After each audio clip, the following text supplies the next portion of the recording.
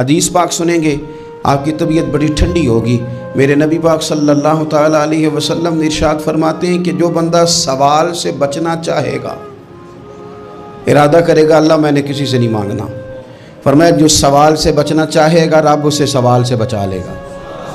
اور جو لوگوں سے بے نیاز ہونا چاہے گا کہے گا یا اللہ مجھے دنیا داروں کا محتاج نہ بناؤ،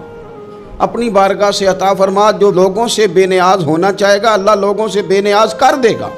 اور فرمایا جو صبر کا ارادہ کرے گا اللہ اسے صبر کی توفیق بھی عطا فرما دے گا۔ ارادہ تو کرے، پروگرام تو بنائے، توفیق تو اللہ دے گا۔ جو صبر کا ارادہ کرے گا اللہ صبر کی توفیق بھی عطا کر دے گا۔ اور حضور صلی اللہ تعالیٰ علیہ وسلم فرمانے لگے یاد رکھو کسی بندے کو جو بہترین تحفہ دیا گیا ہے نا، اگر کسی کو کوئی بہترین عطیہ ملا ہے تو پھر اللہ تعالیٰ نے اسے صبر عطا فرمایا ہے۔ یہ بہترین تحفہ ہے، اس سے زندگی سنور جاتی ہے، اس سے انسان باوقار اور مطمئن ہو جاتا ہے، اس سے اس کے شب و روز آسانی سے بیتتے ہیں، وہ دنیا کی پگڈنڈیوں سے آسانی سے گزر کے اللہ کی بارگاہ عالی مرتبت میں سرخرو ہو کر حاضر ہو جاتا ہے۔ لیکن اگر بے حوصلہ ہو، صبر نہ ہو، پھر نقصان روز بروز بڑھتا ہے۔ اور پھر میرے رسول پاک صلی اللہ تعالیٰ علیہ وسلم ارشاد فرماتے ہیں کہ اصل بات یہ ہے کہ اللہ تعالیٰ نہ کسی بندے کا درجہ بلند کرنے کا ارادہ فرماتا ہے، لیکن اس کے اعمال اس طرح کے نہیں ہوتے کہ اس کا درجہ بلند کیا جائے۔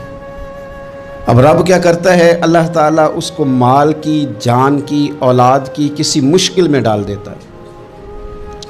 اس مصیبت پر وہ بندہ صبر کرتا ہے تو اللہ تعالیٰ اس کا درجہ بلند فرما دیتا ہے۔ اعمال اس قابل نہیں تھے کہ درجات بلند ہوں، وہ اعمال کی بنیاد پر نہیں کر سکتا تھا تو اللہ نے کسی مشکل میں ڈال کے نہ اپنے فضل سے درجہ بلند کر دیا۔ اب جو راہ طریقت کا مسافر تھا، جو سلوک کی منازل طے کر رہا تھا، جو اللہ رسول کے قریب جانے چاہ رہا تھا، اس کے لیے کتنی آسانی ہو گئی کہ مجاہدہ تو زیادہ نہ کر سکا، کثرت سے نفلی صوم و صلات کا بندوبست تو نہ کر سکا، تھوڑا سا صبر کیا، رب نے اپنا اور اپنے محبوب کا قرب عطا فرما دیا۔ تو یہ تو آپ صبر کرنے کے لیے جب نکلے ہیں تو آپ نے تو رب رسول کو پا لیا۔ یہ صبر تو وہ والا سفر ہے جس کی جو منزل ہے وہ اللہ رسول کا قرب ہے۔ تو ہم لوگ تھوڑی تھوڑی باتوں میں حوصلہ ہار جاتے ہیں، صبر چھوڑ جاتے ہیں، پریشانی بڑھ جاتی ہے، پتہ نہیں ایسے محسوس ہوتا ہے کہ جیسے یہی بندہ دنیا کا سب سے دکھی بندہ ہے۔ تو ایک تو یہ کہ ذاتی حیثیت سے صبر کرے، ایک یہ کہ پھر دشمن کا جب مقابلہ ہو،